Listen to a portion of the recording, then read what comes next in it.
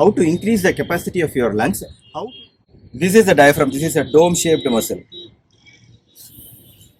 This spring action will reduce. So the door closer, here you should not move the chest. That is the most important thing here. Don't move the chest, but move your belly.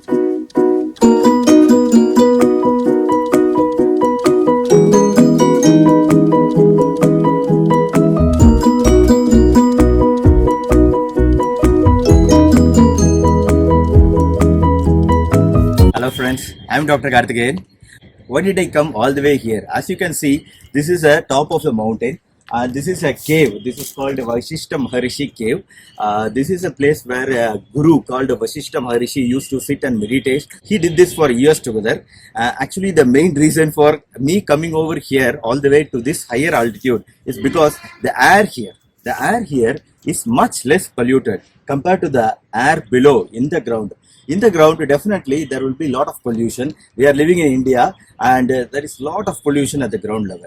So when I come up here at a higher altitude, definitely there is less chances of pollution. And another important reason why I have come here is to make a video on how to detoxify your lungs, how to increase the capacity of your lungs, how to decrease the frequent cough and cold, which is affecting a lot of people these days. So I will demonstrate to you certain techniques and certain exercises in this video. Welcome to our channel, Dr. Karthikeyan, Home Remedies and Tips. Now, with respect to our lungs, the first thing we have to understand is the capacity of our lungs. See, we have a big oxygen cylinder. You would have seen in hospitals. The capacity of this oxygen cylinder is 350 ml, roughly 340 to 350 ml.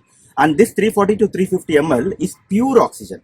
But when I am climbing up stairs like this, when I am coming from mountain down below and climbing up the stairs, so in this situation, how much air I will take inside my lungs? Normally it is 6 to 8 liters per minute. But when I am climbing like this in a mountain, in this steep staircase, definitely this amount which I am inhaling will be more, like 10 liters to 15 liters of air I would be inhaling. It will be entering my lungs. If this is for 1 minute, just calculate it for 24 hours. In 24 hours, 11,000 liters of air I used to inhale through my lungs.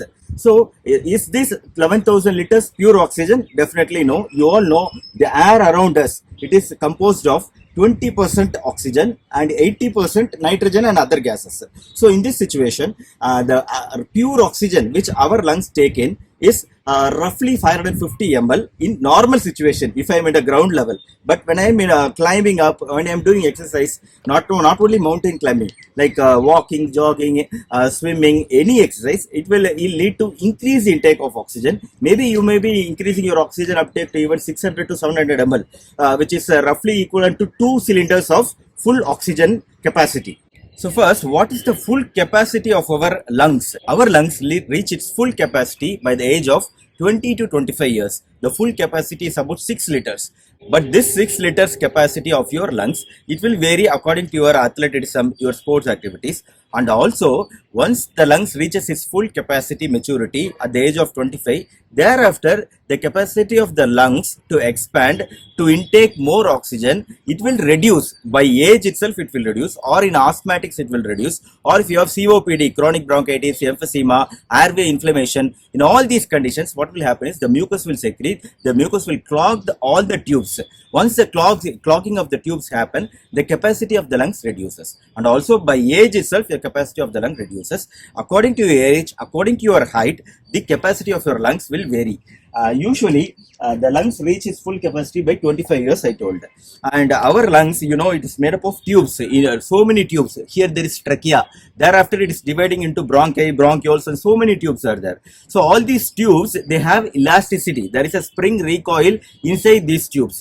See, you have to understand, like you have a door closer. There is a door closer. Imagine there is a door here. You have fixed a door closer. So once the door closer is fixed, you open the door, it automatically closes by itself because of the spring action.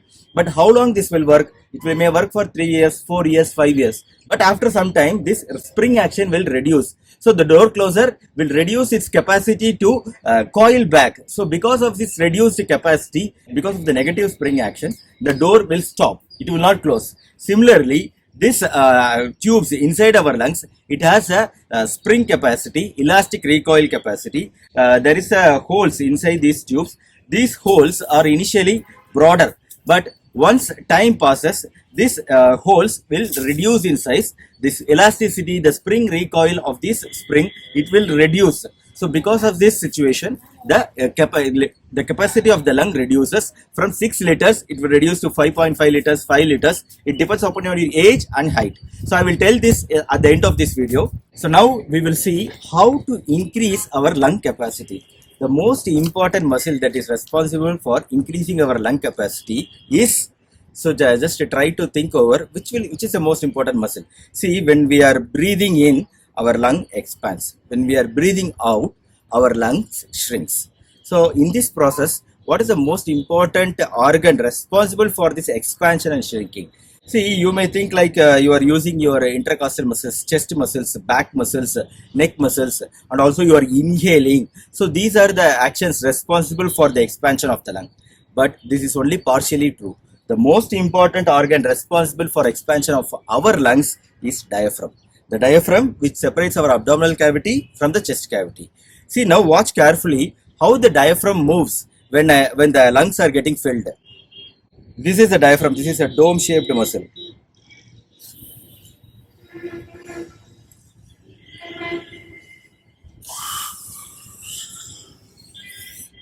See, when the lungs are expanding, the diaphragm is moving downwards. What is happening is, when it is moving downwards, it's creating a negative pressure in the chest cavity.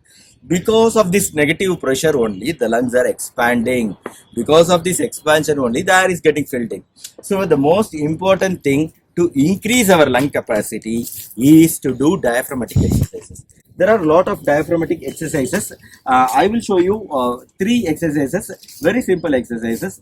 Before starting the exercise, sit in a chair, in the tip of the chair. This is a chair for me. Imagine that I am sitting in the chair. And now the 3 steps in doing the lung exercise. First step is called huffing. In this huffing method, what we are going to do is we are going to breathe in a short span, but very sharply we are going to breathe out. So in this way, when we breathe out, what will happen is, like imagine you are going to fog a mirror. There is a mirror in front of you. If you want to fog it, what you will do? So when you do it in a short spells, what will happen is that short smoky thing which is coming out of our breath through in the mixture of carbon dioxide, it will get deposited on this glass. So similarly, we are going to do this exercise huffing, where we take in our breath slowly and deeply, but when we breathe out, we do it slowly in short spells, sharply. Now I will show you.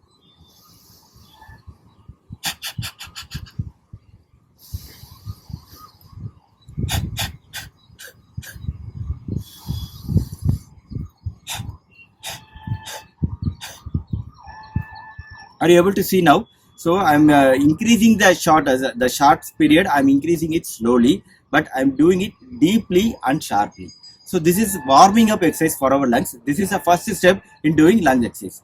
The second step in doing lung exercise is to do the diaphragmatic breathing. How to do the diaphragmatic breathing?